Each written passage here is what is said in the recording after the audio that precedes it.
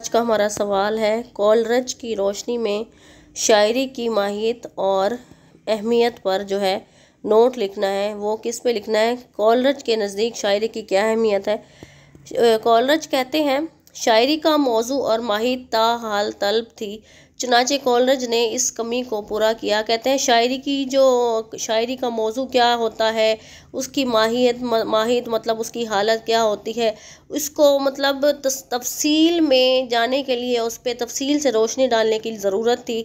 इसको कॉलरज ने इस कमी को पूरा किया और इसकी तारीफ़ बयान की। अरस्तू के बाद वो पहला नकाद है जिसने इस जहत में काम किया। मतलब अरस्तू के बाद वो पहला नकाद है कॉलरज, एक अंग्रेज़ जो है नकाद, जिसने इसमें काम किया और फ़लसफ़ियाना यूफ़ नगारी से शायरी की माहियत और अहमियत का जो है जायज़ा लिया और एक बार फिर तनकीद और फ़लसफ़ा को एक दूसरे के लिए लाजिम व मलज़ूम करार दिया कि तनकीद और फ़लसफ़ा जो है वो एक दूसरे के लिए लाजमी है, एक दूसरे के बगैर अधूरे हैं। इस तरह कॉलरज ने पहली मरतबा अदबी तनकीद को फ़लसफ़ा के साथ मरबूत किया, मतलब जोड़ा। कहते हैं कॉलरज ने पहली मरतबा जो अदबी तनकीद है, जो अदब पे तनकीद होती है, जो शायरी पे तनकीद होती है, उसको फ़लसफ़ा के साथ जो है उसने जोड़ा और अदब का जायज़ा लेने के लिए फ़लसफ़ियाना असूल को जो है वो इस्तेमाल किया। उसने शायरी की माहियत और अहमियत पर बतफ़सील रोशनी डालकर वर्ड्सवर्थ के तनकीदी अफ़कार में पाई जाने वाली खामियों को दूर किया। वर्ड्सवर्थ जो कि एक शायर, जो वो भी एक शायर था, उसके तनकीदी जो अफ़कार थे, मतलब जो उसकी जो तनकीदी सोच थी, उसमें पाई जाने वाली खामियों को कॉलरज ने पूरा किया। लेकिन चूँकि कॉलरज ने अपने मफ़हूम को बयान करने के लिए फ़लसफ़ियाना अंदाज इख्तियार किया है, इसलिए उनके बयान में पेचीदगी और मुबाहिस में गुंजलक पैदा हो गया है। कॉलरज ने, कहते हैं, अपने मफ़हूम को बयान करने के लिए फ़लसफ़ियाना जो है अंदाज इख्तियार किया है, आम अंदाज इख्तियार नहीं किया, इसलिए उनके बयान में पेचीदगी पाई जाती है, कुछ मुश्किल पाई जाती है। उनके जो मुबाहिस हैं, बहस वगैरह है, उसमें गुंजलक पैदा हो गया, मतलब उलझन पाई जाती है। मलिक हसन अख्तर कहते हैं कि कॉलरज ने अदब के लिए कवानीन मंज़ब्त करने के लिए उलझन की करने के बजाय उसकी माहियत पर गौर किया और बताया कि शायर किन कैफियत के साथ शायरी की जो है वो तख्लीक करता है। ठीक है, इसके बाद हम यहाँ पे आ जाते हैं, इस लाइन पे कहते हैं, कॉलरज की बायोग्राफिया लिटरेरिया को पढ़ने के बाद, ये कॉलरज की किताब है बायोग्राफिया लिटरेरिया, के बाद शायरी की माहियत और अहमियत के बारे में कॉलरज के ख़यालात को हस्ब ज़िल तरीके से बयान किया गया। ये पॉइंट्स के साथ है, तो आप इसको देखते जाएँ। वो क्या कहते हैं, तकसीम व इम्तियाज़ का फ़र्क। कॉलरज शायरी की माहियत बयान करने के लिए तकसीम व इम्तियाज़ के फ़र्क को नहायत एहतियात से मद्देनज़र रखता है। फ़िक्र की गहराई और तवानाई। कॉलरज के नज़दीक शायरी करने के लिए, शायरी की माहियत पर गौर करने के लिए पहला पॉइंट है फ़िक्र की गहराई हो और तवानाई हो। अरस्तू ने शायरी को फ़लसफ़ियाना अमल करार दिया था। वर्ड्सवर्थ ने अरस्तू की तायीद करते हुए कहा था, नज़में जिनसे कोई कदर वाबस्ता की जा सकती है वो मौज़ूआत के तनूज़ से पैदा नहीं होती, बल्कि ऐसे आदमी की तख्लीक होती हैं जो गैर मामूली तौर पर मुनज़्ज़म एहसास का हामिल हो और जिसने तवील और गहरी सोच विचार की हो। यहाँ पर वो कह रहे हैं, ये इक़्तिबास हो गया, कोटेशन हो गई, मतलब अगर हम इंग्लिश में कहें तो यहाँ पर वो कह रहे हैं कि जो शायर होता है वो गैर मामूली जहन का मालिक होता है, उसका एहसास जो है तो होता है वो मुनज़्ज़म होता है और उसकी शायर की एक तवील और गहरी सोच होती है। ठीक हो गया। इसके बाद कॉलरज भी अरस्तू और वर्ड्सवर्थ के ख़यालात से इत्तफ़ाक़ करता है। इतना काफ़ी है, आगे भी हम कोटेशन देखेंगे। एक ये हो गई। इसके बाद हम आ जाते हैं फ़न्नी वहदत। ये दूसरा पॉइंट है हमारा। ये आप जिस तरह मैं आपको सवाल बता रही हूँ आप उतना करते जाएं, आपका ये 6 से 7 सफ़े का एक सवाल आराम से बन जाएगा। फ़नी वहदत से कॉलरज की मुराद ये है कि किसी फ़न पारा में बुलंदी उस वक्त पैदा होती है जब शायर के पेश करदा मुख्तलिफ़ पैकरों में एक ही जज्बा जारी और सारी नज़र आए। वो कहते हैं कि फ़नी वहदत में अगर कहते हैं किसी फ़न पारा जो है, जो किसी अदीब ने, शायर ने तख्लीक किया है, तो उसमें बुलंदी उस वक्त पैदा होती है जब शायर के जो है पेश करदा मुख्तलिफ़ पैकरों में एक ही जज्बा हो, एक ही जज्बे के तहत वो लिखे। कॉलरज का ख्याल है, कॉलरज के अल्फाज हैं, वो कहते हैं ये जज्बा फितरत की एक तस्वीर के साथ मुतल्लिका अफकार और तस्वीर को भी जगा देता है। इस जज्बे से कसरत में वहदत पैदा हो जाती है और वहदत का गुज़र उनमें एक लम्हे की गिरफ्त में आ जाता है। गोया शायर फ़ोटोग्राफ नहीं बल्कि एक मुसव्विर है। क्या कहते हैं, शायर जो है वो फ़ोटोग्राफ नहीं होता, एक मुसव्विर होता है कि वो वाकई अल्फाज के ज़रिए तस्वीर खींच देता है जो वो बात बयान करना चाहता है। तीसरा पॉइंट आ गया हमारे पास, शेर की मुसर्रत का सरचश्मा हुस्न। कहते हैं शेर की मुसर्रत का सरचश्मा क्या है, हुस्न है। कॉलरिज ने शायरी का बुनियादी मकसद फौरी मुसर्रत बहम पहुंचाना करार दिया है। कॉलरिज कहते हैं कि शायरी का जो बुनियादी मकसद है कि जब उसको पढ़ा जाए तो वो एक फ़ौरी मुसर्रत का ज़रिया है, कि फ़ौरी मुसर्रत वो जो है पहुंचाती है, मतलब एक खुशी पहुंचाती है, और ये मुसर्रत हुस्न से हासिल होती है, ये मुसर्रत हुस्न से हासिल होती है। बकौल कॉलरिज शायरी, ये आप इक़्तिबास का ये जो कोटेशन है इनका हवाला ज़रूर दीजिएगा, क्योंकि एग्ज़ामिनर पे इसका बहुत अच्छा असर पड़ता है, वो नंबर देने में कंजूसी नहीं करेगा। शायरी हुस्न के वसीले से जज्बा को तहरीक देती है। कहते हैं हुस्न के वसीले से जज्बे को तहरीक देती है। मिसाल के तौर पर हम महबूब का हुस्न ले लें, फितरत का हुस्न ले लें, किसी भी चीज़ का हुस्न ले लें, कुदरती मनाजिर का हुस्न ले लें, वो कहते हैं जज्बा को तहरीक देती है, इसका मकसद फौरी मुसरत अदा करना होता है। इस तरह कॉलरिज रोमानवी शोरा नाकिदीन की तरह जज्बा और एहसास की अहमियत पर भी गौर करता है। ये पॉइंट आप काट दें स्कॉट जेम्स का अपनी किताब तख्लीक के अदब में तबसरा, ये पॉइंट नहीं। इसके बाद हम आते हैं इस पॉइंट पे, कॉलरिज का तसव्वुर हुस्न।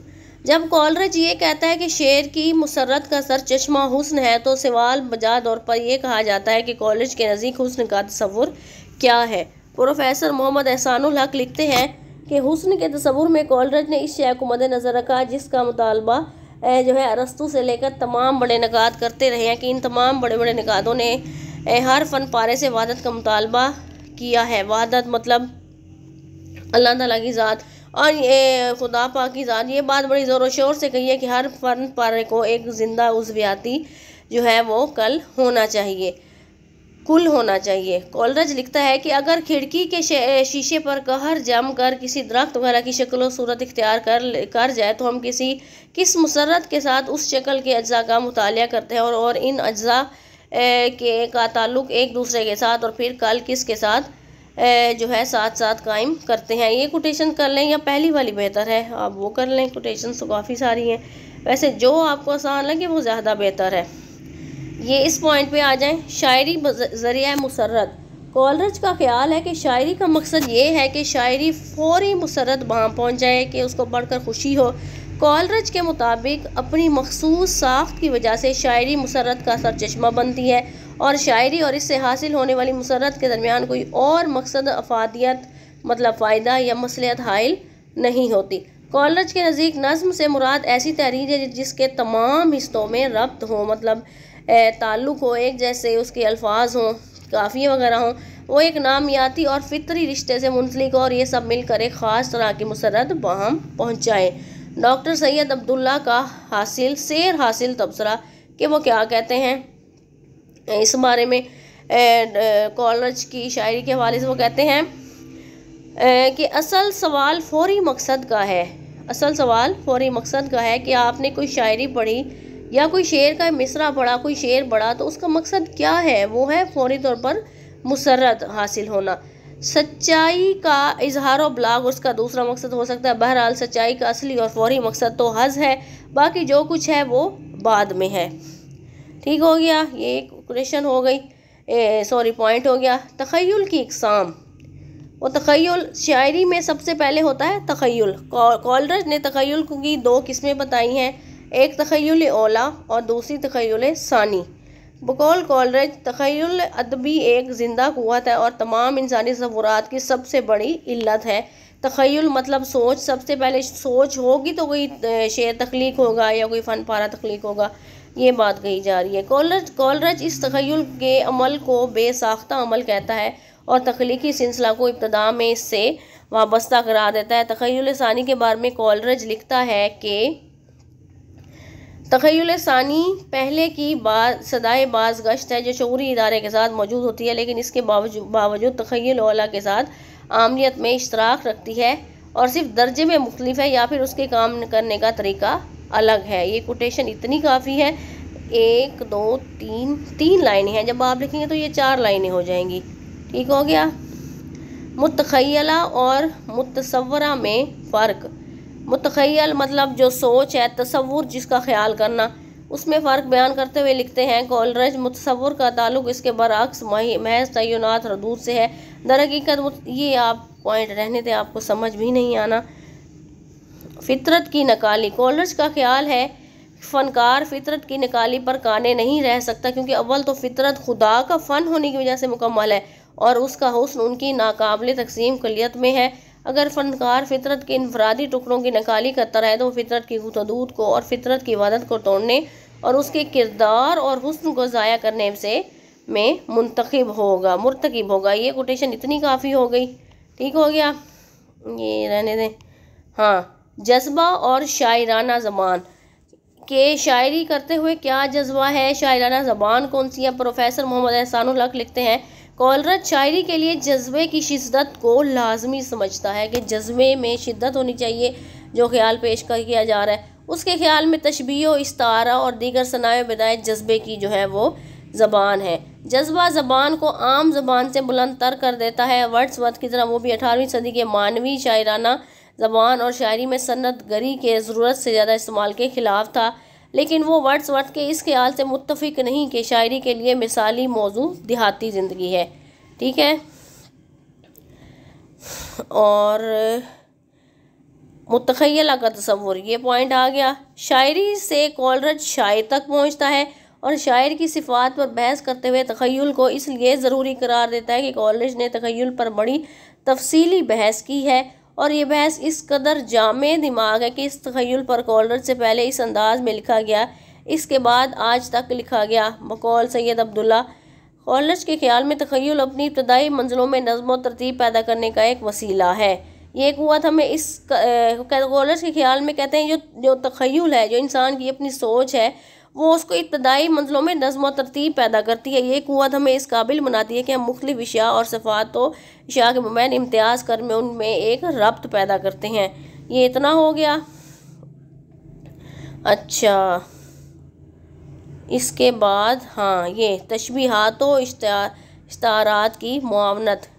शायरी में तशबीहात और इस्तारात क्या है, उनकी मुआवनत होती है, उनकी मदद होती है। मतलब शायर के ज़ाती एहसासात और तजुर्बात को फ़न के नुमाइंदा की जो है सूरत देने के लिए तशबीहात और इस्तारात बहुत ज़्यादा मुआवनत करते हैं। इसलिए मीर ने कहा है किया था शेर को पर्दा सुकन का, वही आखिर को ठहरा फ़न हमारा।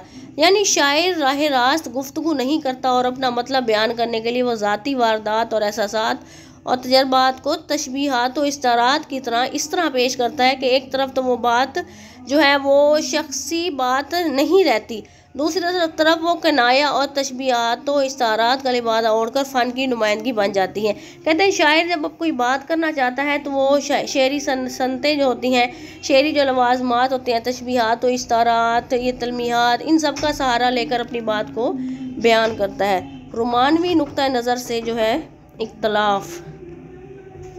जब कोलरिज इस बात पर जोर देता है कि फ़न को गैर ज़ाती होना चाहिए और इसे खारजी दुनिया की नुमाइंदगी करना चाहिए, तो गोया वो अपने वक्त के रोमानवी नुक्ता का काम इंतशार और परेशानी फैलाकर असर-ए-नो तख्लीक करता है। ये यहाँ तक हो गया।